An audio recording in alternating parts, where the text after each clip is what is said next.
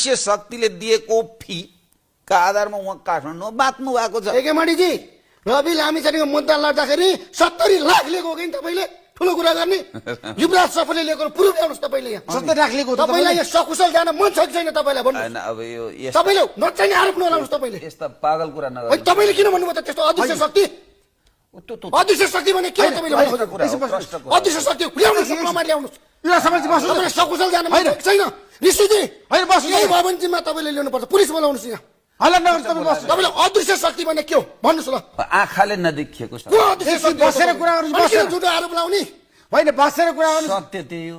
भन्नुहोस् न तपाईँको के हो होइन बस्नु सत्य प्रमाण ल्याउनुहोस् यहाँ अनि प्रमाण त यसो यहाँ ल्याउनुहोस् समाजजी बस्नु तपाईँ। यहाँ ल्याउनुहोस् तपाईँले बस्नुहोस् भने ऋषिजी तपाईँ रवि लामिछानेको चाहिँ दलाल भएर आउनु भएको छ तपाईँ बस्नु बुझ्नुभयो? तपाईँ होइन यो देश तपाईँको मूल्याङ्कन मैले गर्छु यो देश तर मैले अघिसम्म सहेर बसेको थिएँ होइन एउटा पछिल्लो कुरा गर्नुहोस् तपाईलाई अपारदर्शी कुरा गर्ने